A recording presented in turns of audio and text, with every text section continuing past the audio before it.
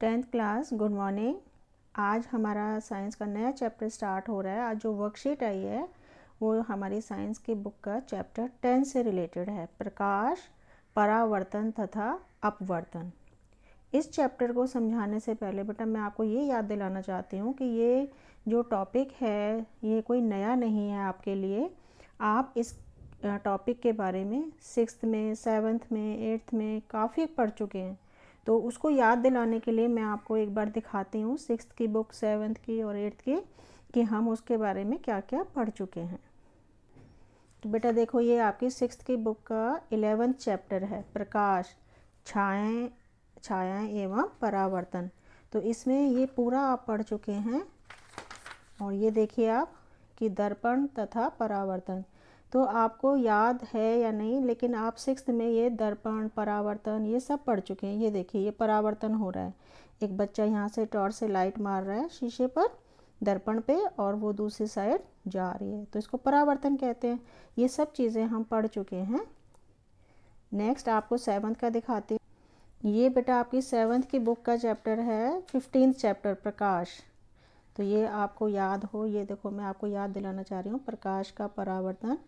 ये आपको देख के याद आ जाएगा कि हमने ये सब पढ़ा हुआ है। ये देखो कि एम्बुलेंस का जो वर्ड है वो उल्टा क्यों लिखा जाता है, हम चम्मच में अंदर या बाहर देखते हैं तो हमें कैसे नज़र आता है। ये देखो, अवतल दर्पण, उत्तल दर्पण, ये सब आपने 10th में फिर से पढ़ना है। ये देखिए कि जो दंत चिकित्सक होता है, डेंटिस्ट, वो कौन सा दर्पण यूज़ करता है, हमारी टॉर्च में कौन सा दर्पण लगा होता है। ये देखो, ये सारी हमारी दिखाया हुआ है। हमारी गाड़ियों में शीशे में, जो गाड़ियों में शीशा लगा होता है उसमें कौन सा दर्पण होता है, उत्तल दर्पण होता है। ये देखो किस में हमें बड़ा नज़र आता है। ये लेंस हैं, उत्तल लेंस, अवतल लेंस। ये सब मैं आपको इसलिए दिखा रही हूँ कि आपको ये लगे कि भाई हम कोई नई चीज़ नहीं पढ़ रहे, आप छोटी क्लासेस में ये सब पढ़ चुके हैं। ये 7th की बुक है बेटा, मतलब 7th की बुक में आप इतना कुछ पढ़ चुके हैं इसके बारे में। ये देखिए, ये बेटा 8th की बुक का आपका 16th चैप्टर है, प्रकाश। यानी कि आप 8th में भी इसके बारे में काफ़ी पढ़ चुके हैं। ये देखो, परावर्तन के नियम, ये परावर्तन हो रहा है, ठीक है। यहाँ से टॉर्च, हम जब उस पर एक स्ट्रिप है दर्पण की, उस पर जब हम टॉर्च से लाइट भेज रहे हैं तो वापस आ रही है ना। इसके नियम भी हैं, आपतित किरण, ये सब अभी हम 10th में भी पढ़ेंगे। ये देखो डायग्राम, ये सेम डायग्राम हम 10th में पढ़ेंगे। अभिलंब क्या होता है, आपतन कोण क्या होता है, परावर्तन कोण क्या होता है, फिर उसके नियम भी होते हैं। परावर्तन के ये नियम हैं, ये देखिए, ये पहला नियम है, ठीक है। उसके बाद ये दूसरा नियम है। तो ये परावर्तन के नियम हम पढ़ चुके हैं। और जो हमारा समतल दर्पण होता है उसमें प्रतिबिंब कैसा बनता है, ये सब हमने किया हुआ है। ये देखिए डायग्राम। फिर नियमित और विस्तृत परावर्तन क्या होता है, ये नियमित है, और ये जो ऐसे ऐसे दिख रहा है ये विस्तृत परावर्तन है। फिर क्या जो हम परावर्तित प्रकाश है उसको दोबारा से परावर्तित कर सकते हैं। ये देखिए, हम नाई की दुकान पर जब हम जाते हैं तो वहाँ कई शीशे होते हैं, यानी कि एक दर्पण से प्रतिबिंब दूसरे में दिखता है, फिर दूसरे से तीसरे में दिखता है। इस तरह से हमें बहुत सारे प्रतिबिंब नज़र आते हैं, तो उसको बहु प्रतिबिंब कहते हैं। ये मैं आपको 8th की बुक दिखा रही हूँ। 8th की बुक में हम ये सब पढ़ चुके हैं बेटा। फिर सूर्य का प्रकाश, उसमें कितने रंग होते हैं ये हमने पढ़ा है। नेत्र क्या, देखो चित्र हमने पढ़ा है, और नेत्रों की देखभाल, ये सब हमने बेटा किया हुआ है।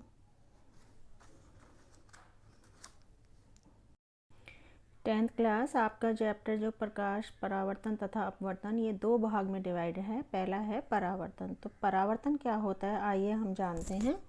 कि हम कोई भी वस्तु को हम देख पाते हैं जब उस पर प्रकाश पड़ता है। अगर उस पर प्रकाश नहीं है, लाइट नहीं है, तो हम उस वस्तु को नहीं देख सकते। हम अंधेरे में रखी हुई कोई भी वस्तु को नहीं देख सकते। हम सिर्फ उसी वस्तु को देख पाते हैं जिससे प्रकाश आ रहा हो, या कई बार होता है कि उससे प्रकाश नहीं आ रहा, लेकिन प्रकाश की किरणें उस पर पड़ती हैं, उससे टकराकर हमारी आँखों तक पहुँचती हैं, तो हमारी आँखों को लगता है कि वो प्रकाश वहाँ से आ रहा है। परावर्तन के नियम होते हैं। ये हमारा परावर्तन है कि हमने यहाँ से लाइट भेजी तो ये दर्पण है, इससे टकरा कर ये वापस आई। आप इस एंगल को बदल भी सकते हैं। अगर आप यहाँ से भेजेंगे तो ये ऐसे ही जाएगी, और अगर आप ऐसे भेजेंगे तो ऐसे, मतलब जितने एंगल से आप भेजेंगे उतने एंगल से ही ये टकरा कर वापस आएगी। तो ये हमारा परावर्तन नियम है।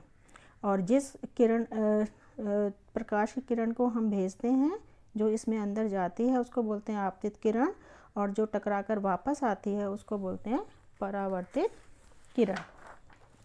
उसके बाद इसका हम डायग्राम बना सकते हैं। डायग्राम कैसे बनाते हैं? हम हमेशा दर्पण को, एक समतल दर्पण है तो सीधी लाइन बनाएंगे, और ये जो हम लाइन दिखा रहे हैं ये दिखा रहे हैं कि इधर से हमारा वो पॉलिश है। दर्पण में एक साइड रेड कलर की पॉलिश होती है, तो इस साइड से पॉलिश है, और इधर से हमारा जो है वो हमें प्रतिबिंब दिखाई देगा। जो वस्तु हम रखते हैं बेटा उसको बिंब बोलते हैं, और जो हमें शीशे में नज़र आता है उसको प्रतिबिंब बोलते हैं। तो हमने यहाँ से प्रकाश की किरण भेजी। इन डायग्राम्स में एरो बनाना बहुत ज़रूरी है। जैसे एरो से पता लगेगा कि यहाँ से लाइट गई और यहाँ से टकरा कर वापस आई। तो ये जो किरण जाती है इसको बोलते हैं आपतित किरण, और ये जो टकरा कर वापस आती है इसको बोलते हैं परावर्तित किरण। इस और एक बीच में हम यहाँ पर जहाँ पॉइंट है इसको एक हम अभिलंब बनाते हैं, 90 डिग्री का एंगल होता है ये, इसको बोलते हैं अभिलंब। तो इसके और इसके बीच में जो एंगल बनता है इसको बोलते हैं आपतन कोण, जिसको आई से लिखते हैं, और इसके और इसके बीच में जो बनता है उसको बोलते हैं परावर्तन कोण, इसको हम आर से लिखते हैं। अब बेटा यहाँ पर ये जो परावर्तन के दो नियम हैं, पहला है कि आपतन कोण हमेशा परावर्तन कोण के बराबर होता है, और दूसरा है कि आपतित किरण, परावर्तित किरण, अभिलंब, ये सब एक ही तल में होते हैं। तो ये दोनों नियम आपको याद करने हैं, ये परावर्तन के नियम हैं। अब हमें ये देखना है कि जो समतल दर्पण है, जो हम हमारे घरों में भी शीशा लगा होता है, हम सुबह उसमें फेस देखते हैं, हम जब संवरते हैं, बाल बनाते हैं, तो हम समतल दर्पण में ही अपना चेहरा देखते हैं। तो उसमें जो प्रतिबिंब बनता है वो कैसा बनता है, हमें उसकी प्रकृति बतानी है। तो वो हमेशा आभासी बनेगा। अगर आप बेटा भूल गए हो आभासी क्या होता है, तो मैं आपको एक एक्टिविटी करके दिखाऊंगी कि आभासी प्रतिबिंब क्या होता है। उसको हम स्क्रीन पर नहीं ले सकते, लेकिन जो एक और होता है एक वास्तविक प्रतिबिंब भी होता है, जिसको कि हम किसी स्क्रीन पर ले सकते हैं। तो मैं आपको एक्टिविटी में दिखाऊंगी कि आभासी प्रतिबिंब तो आप वही है जो हम अपने घरों में देखते हैं शीशे में, मतलब उसमें हम नज़र तो आ रहे होते हैं, लेकिन अगर हम उसको किसी स्क्रीन पर, दीवार पर बनाना चाहें तो हम नहीं बना सकते। लेकिन वास्तविक प्रतिबिंब क्या होता है वो मैं दिखाऊंगी। अच्छा, फिर सीधा होता है, हम उसमें अपना चेहरा देखते हैं तो सीधा नज़र आता है। फिर जितने आकार का बिंब, यानी कि जितना बड़ा हमारा चेहरा है उतना ही बड़ा उसमें भी नज़र आता है यानी कि बिंब और प्रतिबिंब साइज़ बराबर दिखता है। और दूरी, जितनी दूरी हमारी वस्तु रखी होगी दर्पण के, तो दर्पण के अंदर भी उतनी दूरी पर नज़र आता है। आपने देखा हो हम शीशे के सामने अगर खड़े हैं तो हम अगर जितनी दूर खड़े हैं हम उसमें शीशे में भी हमें उतनी दूर अपने आप को नज़र आते हैं। अगर हम शीशे के पास जाएं तो हमारा बिंब भी, प्रतिबिंब भी शीशे के उतने ही पास आ जाता है। एक इसमें और है बेटा गुण कि जो समतल दर्पण है उसमें पार्श्व परिवर्तित होता है। पार्श्व परिवर्तित मीन्स आपने देखा हो हमारी लेफ़्ट साइड राइट दिखती है और राइट साइड लेफ़्ट दिखती है। जब हम शीशे के सामने खड़े होते हैं, अगर हम अपना लेफ़्ट हैंड, दायां हाथ ऊपर उठा रहे हैं तो लगता है कि हमने बायां उठाया हुआ है, तो उसको बोलते हैं पार्श्व परिवर्तन। बेटा ये गोलीय दर्पण है, तो इनमें एक अवतल है, एक उत्तल दर्पण है। हमें कैसे पता लगेगा कि अवतल कौन सा है? तो ये छूने से पता लगता है बेटा। अगर मैं इसको ऐसे छू रही हूँ तो ये यहाँ पर हल्की गहराई है और यहाँ उभार है, तो प्रतिबिंब हमारा अंदर की साइड बनता है, तो ये है अवतल दर्पण। और इसमें हम देखें तो उभार है, तो ये हमारा है उत्तल दर्पण। आपने स्कूटर या मोटरसाइकिल पे एक शीशा लगा देखा होगा ड्राइवर की सीट के पास, उस पर कभी आप हाथ फेर के देखोगे तो वो उभरा हुआ होता है, वो उत्तल दर्पण होता है। तो आइए आज हम ये जानते हैं कि वास्तविक प्रतिबिंब कैसे बनता है। अभी आप बाहर देखिए, बाहर ये जो नज़ारा आपको नज़र आ रहा है, पेड़ है, ग्रिल है। अब आप देखिए, ये हमारा अवतल दर्पण है, इससे मैं इसको यहाँ दिखाने की कोशिश कर रही हूँ। तो देखिए ये स्क्रीन पर एक दीवार पर हम इस पूरे प्रतिबिंब को ले पा रहे हैं। ये देखिए, ये मैंने फोकस किया, तो ये जो हम प्रतिबिंब ऐसे स्क्रीन पर ले सकते हैं इसको बोलते हैं वास्तविक प्रतिबिंब। जबकि मैं दूसरे दर्पण से अभी आपको करके दिखाऊंगी, इसमें ऐसा कुछ भी नहीं बन रहा है, देखिए। तो इससे वास्तविक प्रतिबिंब नहीं बनता है, जबकि अवतल दर्पण से वास्तविक प्रतिबिंब बनता है। 10th क्लास, आइए गोलीय दर्पण के बारे में हम कुछ और जानें। जैसे मैंने आपको बताया कि वो दर्पण जिसमें जो परावर्तक पृष्ठ होता है वो अंदर की तरफ हो। अंदर तरफ मीन्स कि यहाँ पर हमारा प्रतिबिंब बनेगा और यहाँ इस पर पॉलिश होती है, तो इसको हम बोलते हैं अवतल दर्पण। और दूसरा जो दर्पण होता है उसमें उभरी साइड परावर्तक पृष्ठ होता है, उभरी साइड, तो यहाँ पर प्रतिबिंब बनेगा इसमें और ये अंदर की साइड इसमें पॉलिश होती है, तो इसको बोलते हैं उत्तल दर्पण। जैसे कि हम एक चम्मच समझ लें, अगर चम्मच को की अंदर की तरफ अगर हम देखते हैं तो वहाँ हमारा प्रतिबिंब बनता है, तो वो अवतल दर्पण जैसा बनता है। और अगर चम्मच के बाहर की ओर हम देखते हैं तो उसमें जो प्रतिबिंब बनता है वो उत्तल दर्पण की तरह बनता है। आप एक चम्मच लेके उसमें अंदर देखें अपने चेहरा और बाहर देखें तो आपको अंतर समझ में आएगा। उसके बाद कुछ हमारे शब्द हैं, गोलीय दर्पण में हमें चित्र बनाने होते हैं, तो उसके लिए हमें कुछ शब्द जानने ज़रूरी हैं। जैसे पहला है ध्रुव, जिसको कि हम पी से लिखते हैं। तो ये जो हमारा दर्पण है, इसके बीच का जो भाग है, पॉइंट है, उसको हम यहाँ ध्रुव कहते हैं। ये जो पॉइंट है इसको हम पी से लिखते हैं।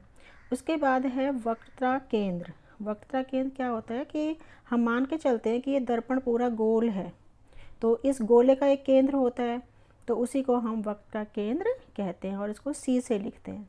और यहाँ से यहाँ तक की दूरी, सी और पी के बीच की दूरी को हम आर से लिखते हैं। ये हमारी वक्रता त्रिज्या है, आर से लिखते हैं। उसके बाद इन दोनों के बीच में एक पॉइंट होता है जिसको कि हम फोकस पॉइंट कहते हैं, और उसको हम एफ से लिखते हैं, कैपिटल एफ।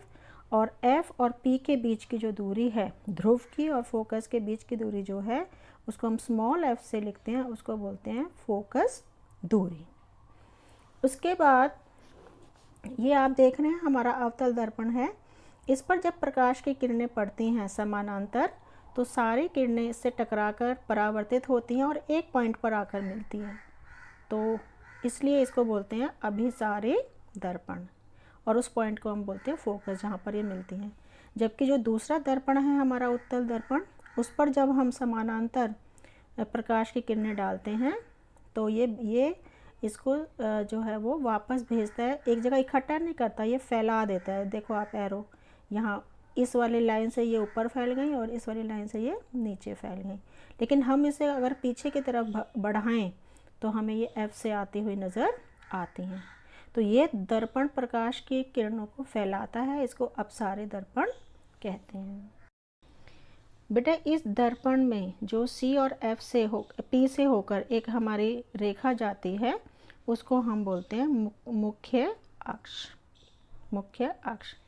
उसके बाद है एक और यहाँ पर शब्द लिखा हुआ है द्वारक। द्वारक क्या होता है कि ये जो हमारा एम से एन तक जो पॉइंट है, इसको हम बोलते हैं, ये अवतल दर्पण का द्वारक है, और ये एम से लेकर एन तक ये वाली जो लाइन है, ये पूरा हमारा उत्तल दर्पण का द्वारक है। उसके बाद बेटा हमें बहुत सारे इसमें चित्र बनाने होते हैं, जगह जगह हमें वस्तु को रखकर, तो उसके लिए हमें कुछ नियम पता होने चाहिए। जब हम किरण आरेख बनाते हैं यानी कि रे डायग्राम, तो हमें कुछ नियम पता होने चाहिए। उसमें सबसे पहला नियम क्या है कि अगर कोई प्रकाश की किरण इस मुख्य अक्ष के समानांतर आ रही है, आप देखो समानांतर आ रही है, तो परावर्तन के बाद वो एफ से जाएगी। बेटा इन सब डायग्राम्स में एरो लगानी बहुत ज़रूरी है, एरो से ही हम बताएंगे कि ये आ रही है और टकरा कर यहाँ से निकल रही है बाहर। तो ये हमारा पहला नियम है। ऐसे ही ये उत्तल दर्पण में भी वही नियम दिखाया हुआ है कि समानांतर से आई, लेकिन क्योंकि ये बखेर देता है तो ये ऐसे चली गई, लेकिन जब हम पीछे की तरफ इसको बढ़ाएंगे तो ये एफ से आती हुई नज़र आएगी। ये था पहला नियम। दूसरा नियम है कि अगर कोई एफ से ही आ रही है, कोई प्रकाश की किरण एफ से जा रही है, तो वो परावर्तन के बाद समानांतर हो जाएगी, यानी कि पहले नियम का ये उल्टा नियम है। ऐसे ही इसमें है, देखो आप कि ये एफ से आ रही है, ये देखो ये पहले एफ से आ रही है, ये पीछे तक हम लाए और फिर ये टकरा कर सीधी निकल गई। तीसरा जो नियम है वो है कि अगर कोई किरण प्रकाश की किरण सी से जाती है, तो वो उसी रास्ते से वापस चली जाती है टकरा कर। तो हमें आने का और जाने का दोनों एरो लगाने हैं। सेम यहाँ पर है, यहाँ पर हम सी से लाए और फिर वापस सी से ले गए। जब भी हम दर्पण के पीछे कोई हमें लाइन बनानी होती है तो हम डॉटेड बनाते हैं। उसके बाद एक और नियम है कि अगर हम किसी एक विशेष कोण से प्रकाश की किरण को भेजते हैं तो वो उतने ही कोण से परावर्तित भी हो जाती है, यानी कि आई और आर बराबर होते हैं। तो ये हमारे कुछ नियम हैं जो हम आगे जाके जब हम ये सारे डायग्राम्स बनाएंगे, पढ़ेंगे, तो उसमें ये नियम काम आएंगे।